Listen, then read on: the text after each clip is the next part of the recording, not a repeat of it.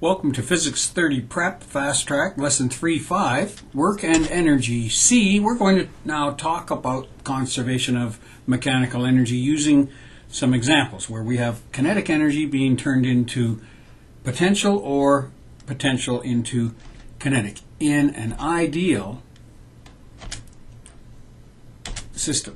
So, in an ideal system where friction is negligible, we say that mechanical energy is conserved in its two forms. And those two forms, of course, are kinetic energy, which is 1/2 mv squared, and potential energy, which is mgh.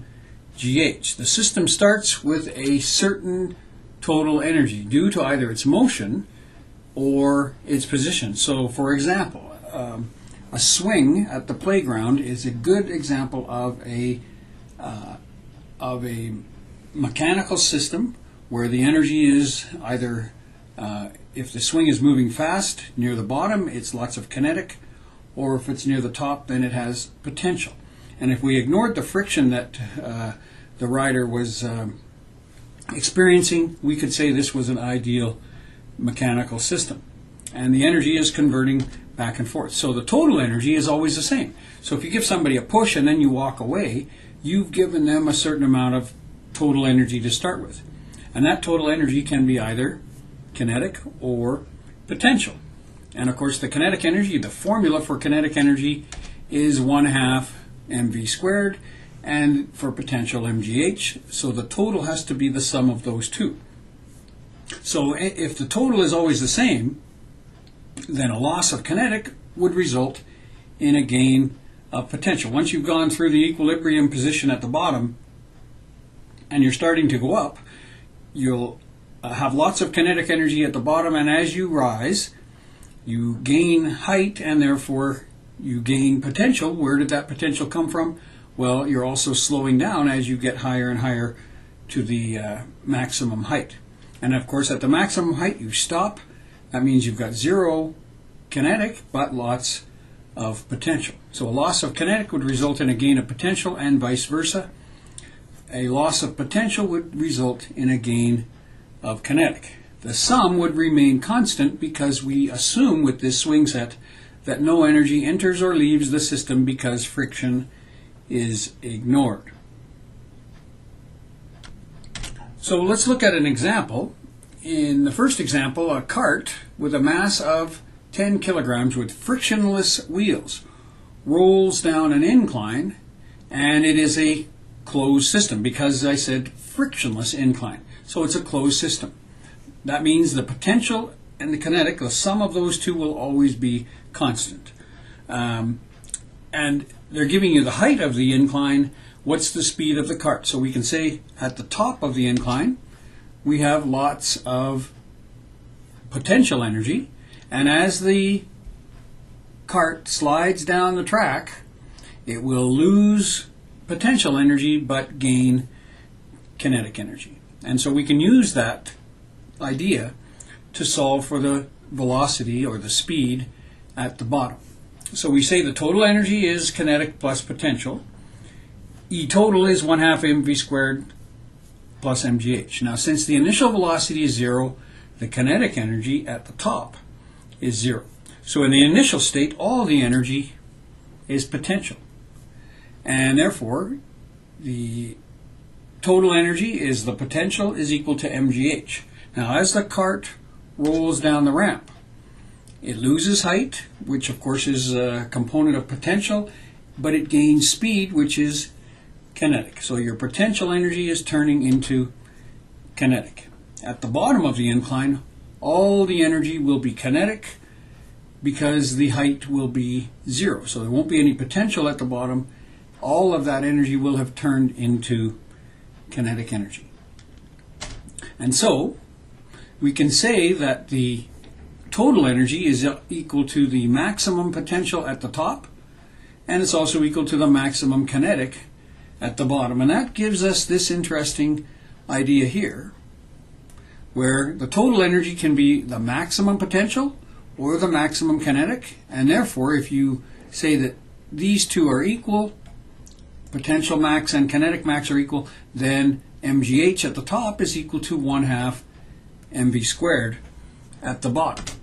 And that leads us to a solution. Once we take this relationship and solve for v squared, we get v squared is equal to 2 mgh over m, or in other words, if the m's cancel, then we get 2gh. So v squared is 2gh, and 2 times 9.81, of course, we're using gravity, times the height of the ramp, not the length, but the height, gives us 29.43. When we take the square root of that, we get 5.42 meters per second. So the ramp, at the top of the ramp, the cart had zero velocity but lots of potential due to its height. As it slid down the ramp, or rolled down the ramp, at the bottom it has no potential, but it has it has an equivalent of 5.42 meters per second, and that's what gives it the same amount of kinetic energy. All right, so it started with a certain amount of potential. Now it's got a whole bunch of kinetic, the same amount. You'll notice in this example that the mass of the cart was not used. This implies that no matter what the mass of the cart, whether it's a heavy mass or a light mass, the speed at the bottom would be the same. And of course, Galileo apparently had the same idea. He took a large cannonball and a smaller cannonball and dropped them both from the Leaning Tower of Pisa, and they both hit the ground at the same time as he had predicted. We don't know whether he really did this or not. But an alternate method, for example, one would be to use the mass and height to figure out the potential at the top. So you could have said, what is the potential when we started? And of course it works out. If the mass of the cart was 10 kilograms, then you would multiply that by 9.81 and of course by its height and get 147 joules. Now as that cart rolls down the ramp, that 147 joules of potential turns into 147 joules of kinetic. And so now you know that the total energy, which is the maximum kinetic now, is equal to 147, and therefore when you take your formula for kinetic energy, which is of course also equal to 1/2 mv squared, and solve for v, you first get v squared is equal to twice the kinetic energy divided by the mass.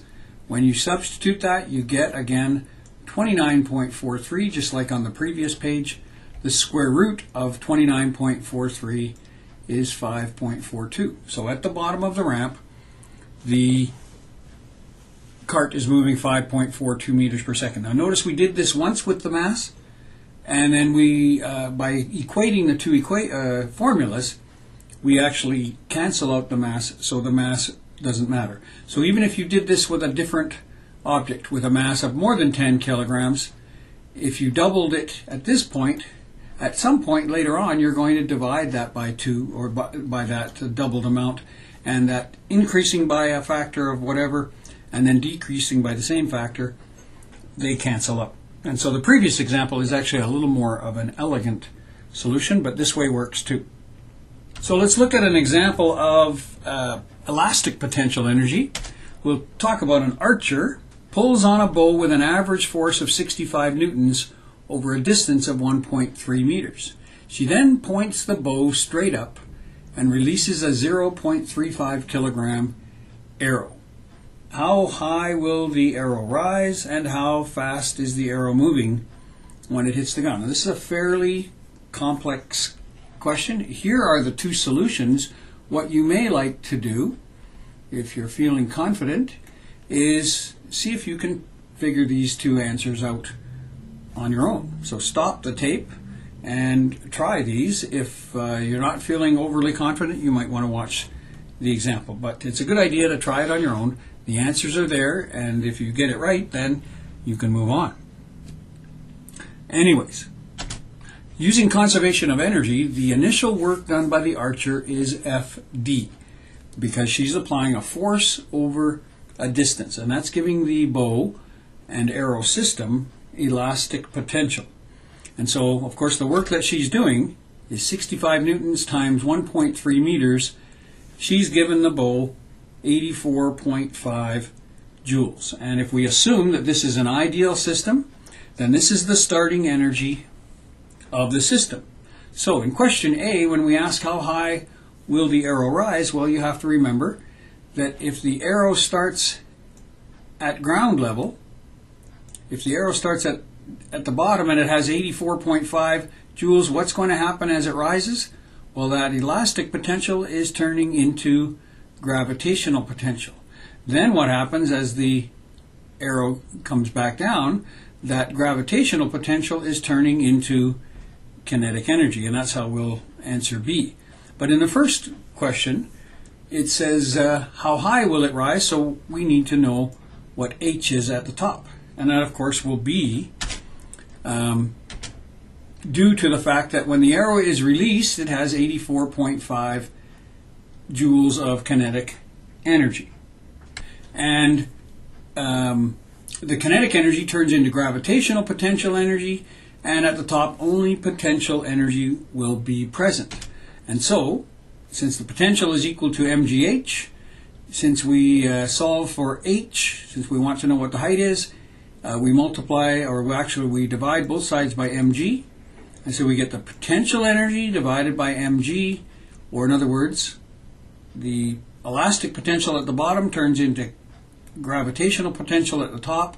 We divide that by mg, and we get 24.6 meters. That is the height that that arrow will reach. Now, of course, we're assuming that friction is ignored.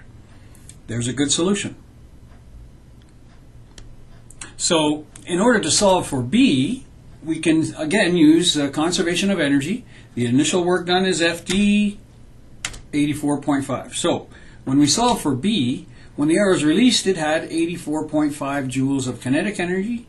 The kinetic energy when released will be the same when the arrow hits the ground. And so, as it rises, it has 84.5. When it comes back down, it has 84.5. And so we can say that the kinetic energy is 1/2 mv squared at the bottom. And solving this relationship right here, solving for v squared, we get 2 times the kinetic energy divided by the mass. Again, 2 times 84.5 divided by 0.35 gives us 482.9. But of course, remember, that's v squared. And so we take the square root of that to get the final velocity or speed of the object when it hits the ground, and it will be moving at 22.0 meters per second. So that's the speed when it left the arrow, and that's or left the bow, and that's the speed when the arrow hits the ground. So those are the kinds of questions you'll be looking at using conservation of energy ideas. All right, elastic potential, gravitational potential, and kinetic energy. We'll touch on that. You'll touch on that a little more deeply in the 30 class.